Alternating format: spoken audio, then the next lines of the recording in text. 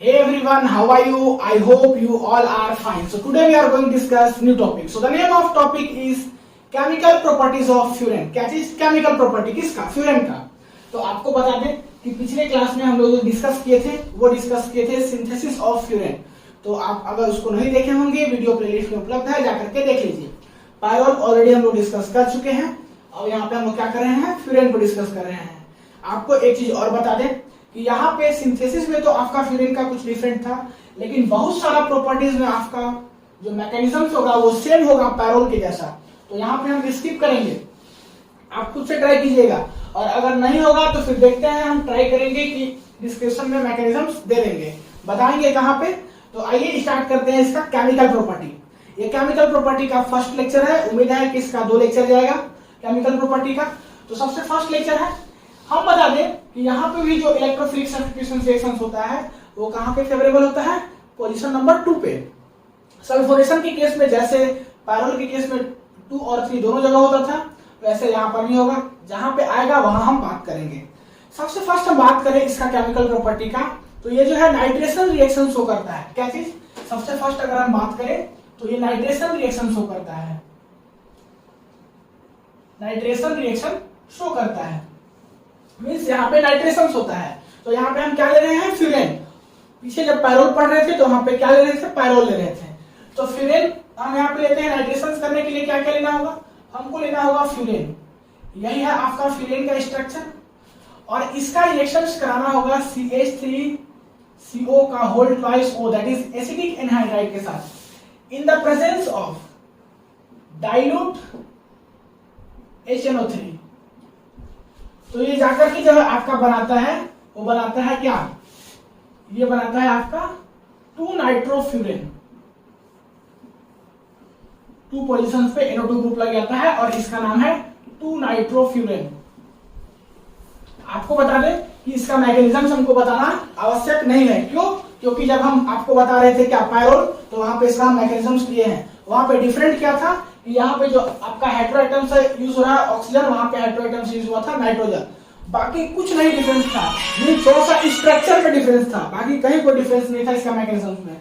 तो उम्मीद करते हैं कि ये आपका मैकेनिज्म आपको करना इजी होगा. आप ट्राई कीजिएगा, नहीं होगा आपको डिस्क्रिप्शन में हम दे देंगे क्या चीज, इसका लिंक दे देंगे. तो इसको आप ट्राई कीजिएगा, ठीक है. 2 नाइट्रोफ्यूरेन बनता है. हम वहां पे क्या लिए थे, बस पैरोल लिए थे. तो ये क्या है आपका, ये है आपका फ्यूरेन. आपको बता दें कि कहीं कहीं जो है आपका वो लिखा रहता है, ये भी लिखा रहेगा CH3COO माइनस और NO2 प्लस. तो आपको कंफ्यूज नहीं होना है, ठीक है. सेकेंड बात करते हैं कि यहाँ पे जो होता है सेकेंड केमिकल प्रॉपर्टी, वो होता है कि सल्फोनेशन रिएक्शन शो करता है. तो यहाँ पे क्या होता है, सल्फोनेशन भी होता है. सल्फोनेशन में कुछ नहीं करना है. सल्फोनेशन के लिए क्या होता था, जो पैरोल के केस में होता था सेम वही यहाँ पे भी हम SO3 ही यूज करेंगे और बेस pyridine ही यूज करेंगे. मैकेनिज्म्स का भी स्टेप सेम होगा. तो आइए इसका रिएक्शंस आपको बता रहे हैं. क्या लेना होगा हमको लेना होगा फ्यूरेन.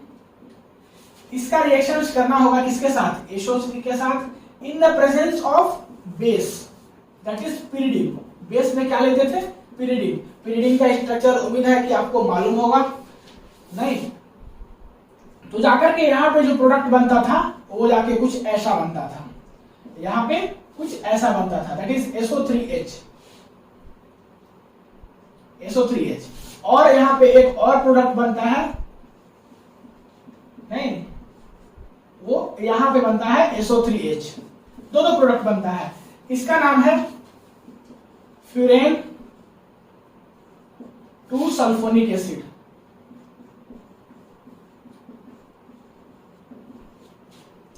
और इसका नाम है furan 3 sulphonic acid.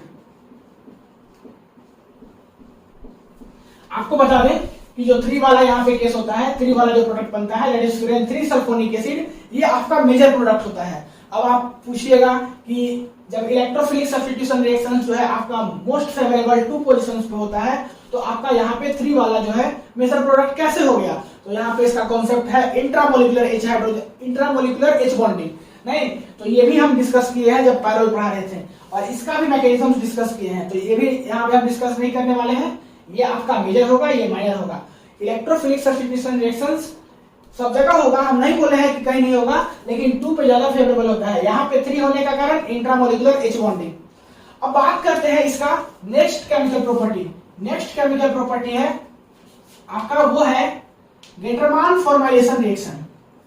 गेटरमान formylation reaction, Gattermann formylation reaction.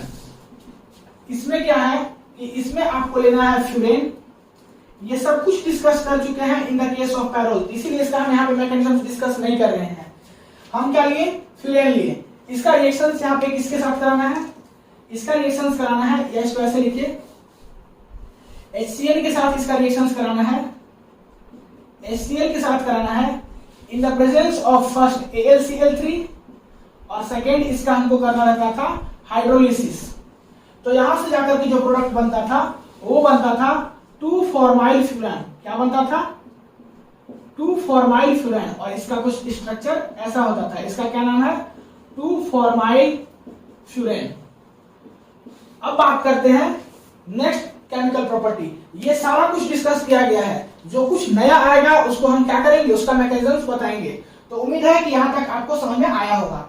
ऊपर वाला मिटाते हैं जो सबसे फर्स्ट है, और फिर एक और जो है जो हम डिस्कस कर चुके हैं, that is Friedel Crafts acylation, उसका ही मैकेनिज्म डिस्कस कर चुके हैं। जिसको मिटा दो ऊपर वाला, फटाक से इसको नोट कीजिए। फर्स्ट वाला हम मिटाएंगे, नाइट्रेशन वाला। ये 2 अभी नहीं मिटाएंगे, इसको मिटाते हैं। चलिए ठीक है, मिटा रहे हैं। अब हम बात करें तो नाइट्रेशन डिस्कस कर चुके हैं।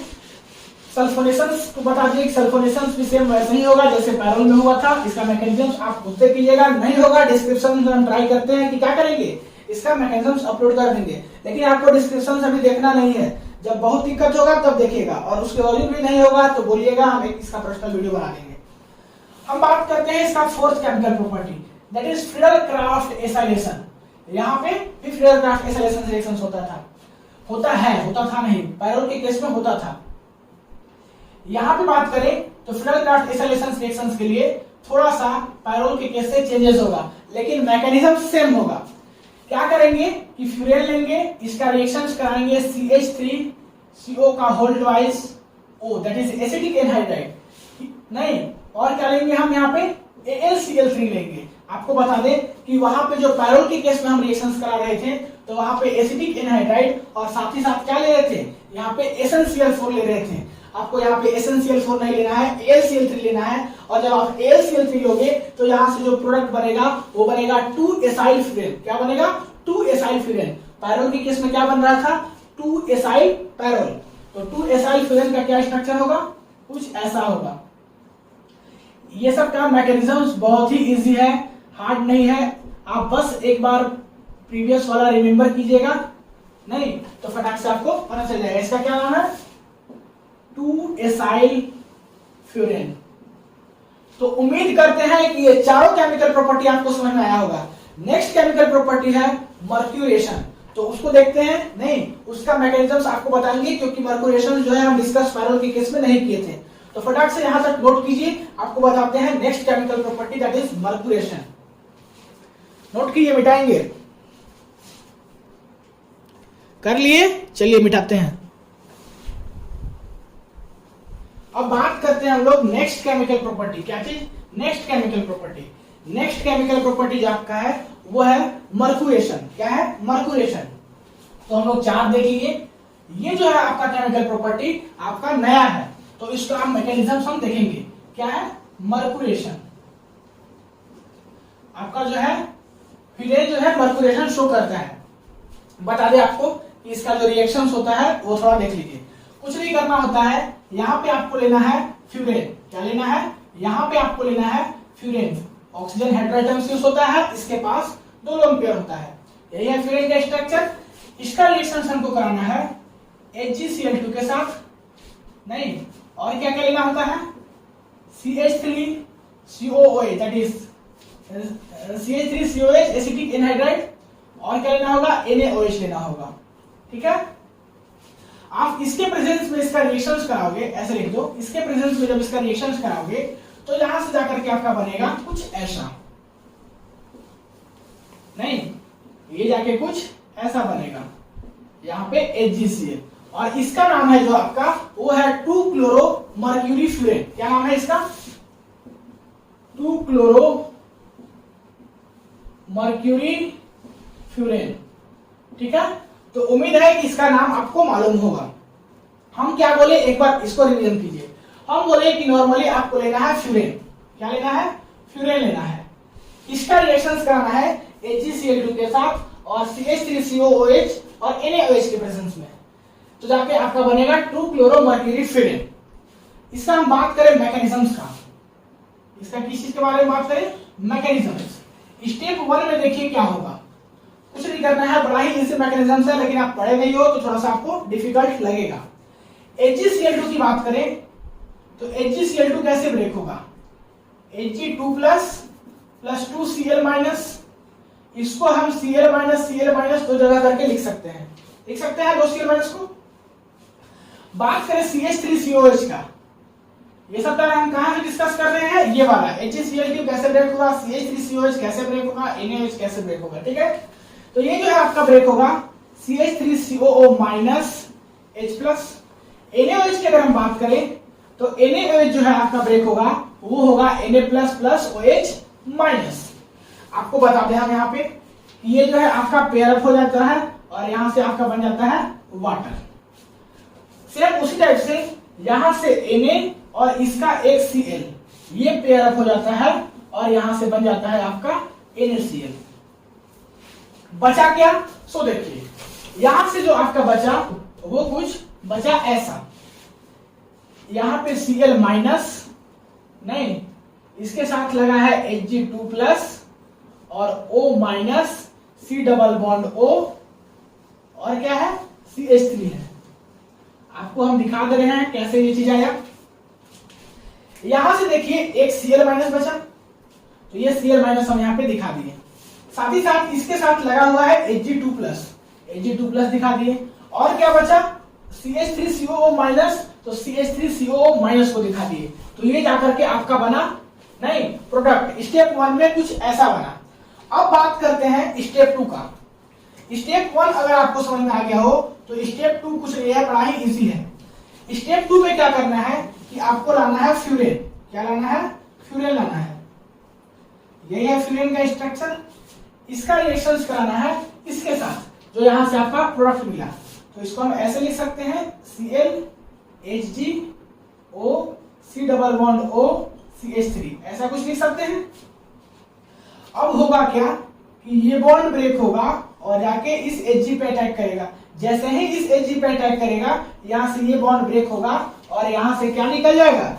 यहां से आपका निकल जाएगा CH3COO-। देखिए CH3COO- यहां से निकल जाएगा और यहां क्या बनेगा? सो देखिए ये था नॉर्मल स्ट्रक्चर, यहाँ पे ये बॉन्ड ब्रेक हुआ, यहाँ पे आ गया हाइड्रोजन और यहाँ पे आपका Hg और इसके साथ क्या है? Cl है। यहां से देखिए Hg और इसके साथ क्या है? Cl है, और यहाँ पे आपका लोन पेयर टोटल। अब क्या होगा कि यहां से जो CH3COO- आया है इस पे नेगेटिव चार्ज है, तो ये क्या करेगा कि इस हाइड्रोजन को ले लेगा। तो यहाँ पे हम रखेंगे CH3COO-। ये नेगेटिव चार्ज इस हाइड्रोजन को लेगा और ये बॉन्ड इधर शिफ्ट होगा।